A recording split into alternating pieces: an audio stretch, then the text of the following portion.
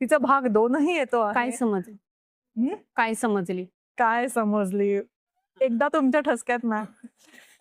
एकदा आता म्हणा, हो. एकदा म्हणा. पहिल्यांदा छोट्या-छोट्या अशा कथा काढल्यात आम्ही आणि त्याचं नाव ठेवलंय काय समजलीव आणि आता त्याचा दुसरा भाग काढलाय काय समजलीव 2.0. येस. तर वाचणारे जे आहेत चाणक्य त्यांनी 2 लक्षात ठेवू नये, 0 लक्षात ठेवावा. मॅड आणि बॅड कॉमेडी आहे त्यात. तर काही नाही म्हणजे डोकं फार काही लावायचं नाही, वाचायचं नाही, सोडून द्यायचं असं आहे ते.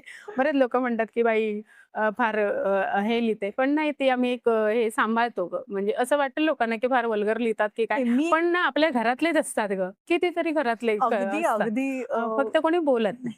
तुला माहितीये का म्हणजे तू जर हे विनोदी कथा संग्रह माझे दोन्ही वाचलेस, विनोदी तर सगळे मैत्रिणींचे किस्से आहेत. म्हणजे आपण अगदी मित्रांबरोबर असे नाही बोलत, तर त्या मैत्रिणींचे किस्से आहेत आणि लोकं म्हणतात, की बायकांना काही विनोद समजत नाही. मला असं म्हणावंसं वाटेल, की बायकांचा विनोद समजायला ना तुम्हाला दुसरा जन्म घ्यावा लागेल पुरुषांना.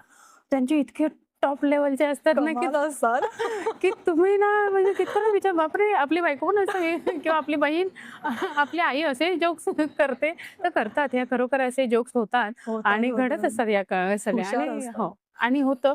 म्हणजे आहे त्यांच्याकडे फक्त काय होतं, की एक दबला गेलेला विनोद आहे तो त्यांच्याकडचा किंवा त्यांच्याकडचा जो सेन्स आहे कॉमेडी सेन्स म्हणतो, तर तो त्यांचा मागे राहून गेलाय.